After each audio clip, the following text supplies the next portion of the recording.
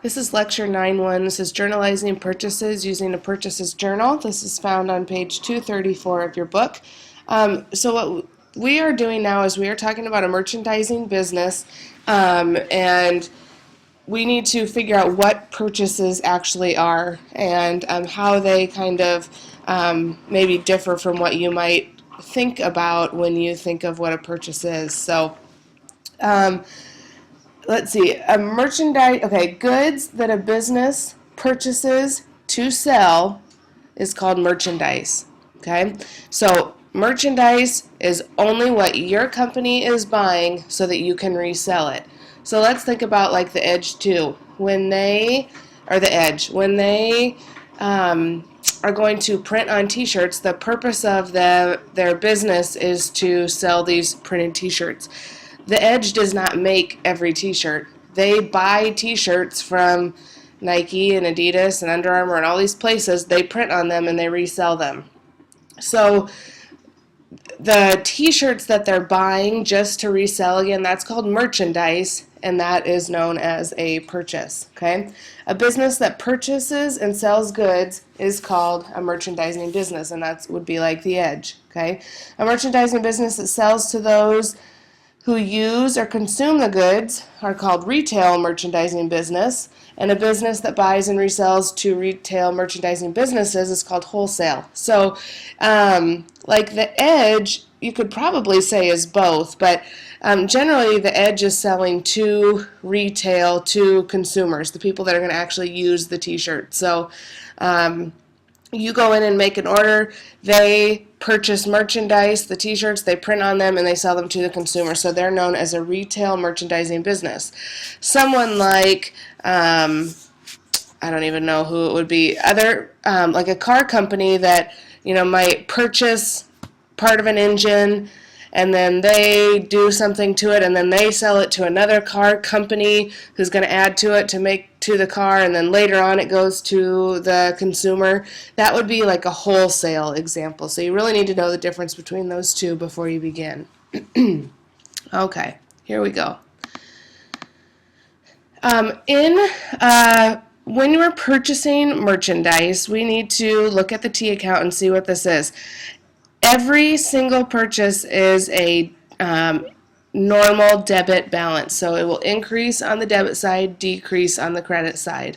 Okay, this is just something you need to memorize, that a purchase has a normal debit balance. Okay, and remember, purchase is only merchandise. Okay, purchase and merchandise, those two words will always come in the same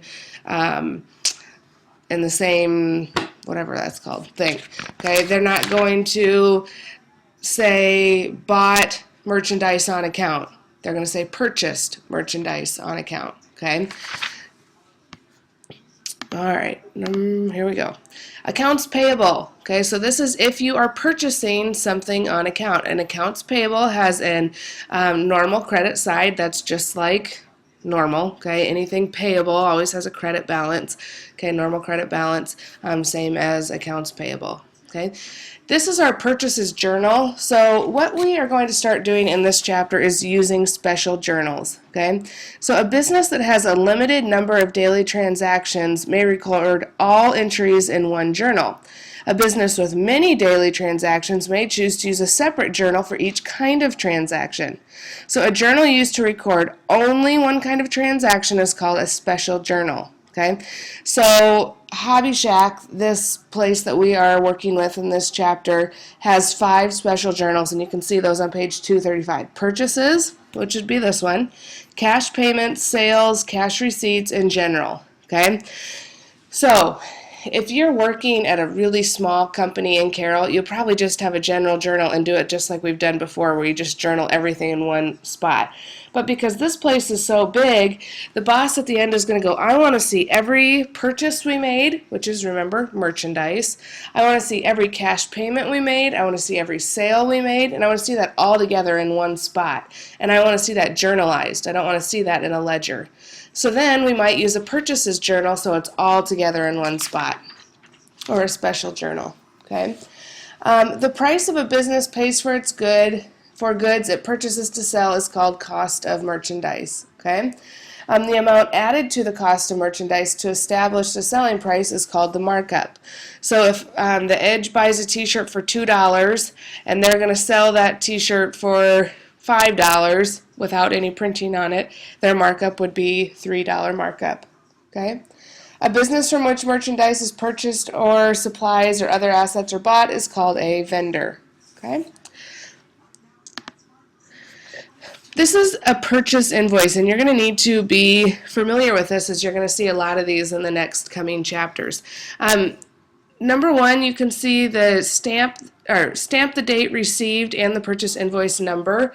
So just like you had receipt 1 or memorandum 4, this is purchase 83.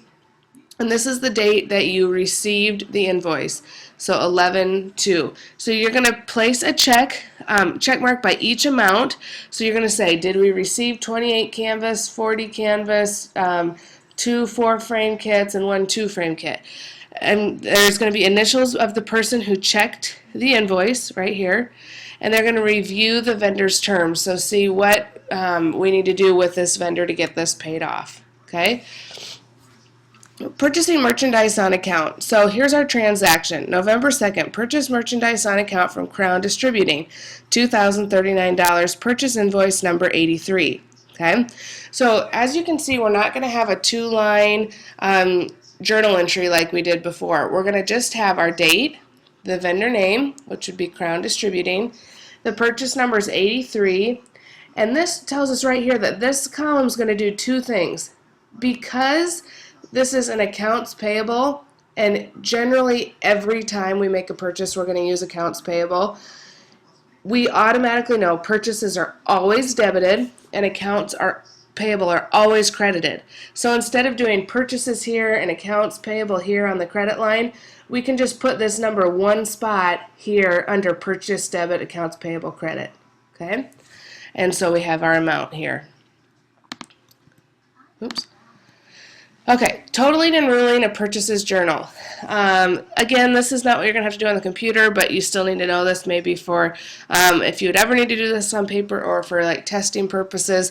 You would rule a single line, write your amount, write the date, write the word total, add that column up, write the total, rule double lines at the bottom. Okay, so here are all these terms that we have for this first section of the chapter. It seems like a lot, but really if you go back and read through this and really keep reading through it until you truly understand it, you will make sure that you will be good to go and you will understand that. A few things that I guess I would like to talk about before we move on that I didn't talk about earlier. If you would go back to page 234, we need to talk a little bit about these vocab words right here. Corporation, share of stock, capital stock, stockholder. Now, a lot of you that have taken another business class should know what these things are, but a corporation is an organization with the legal rights of a person in which many persons may own the business. So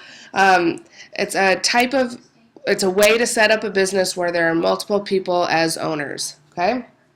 In a corporation, each unit of ownership is called a share of stock. So the corporation issues shares of stock. So let's say your company has 1,000 shares of stock. Each 1,000 is one single share, okay? And just say I own, 500 and someone else owns 300 and then someone else owns 200. Those are how many shares of stock we have, and that tells you what percentage of an owner you are in that business, okay? Capital stock, total shares of ownership in a corporation are called capital stock. An owner of one or more shares is called a stockholder. So those are on page 234 in that blue box called business structures, and that just tells you how to form a corporation. It's just something that you need to know as far as how we're going to set up our business.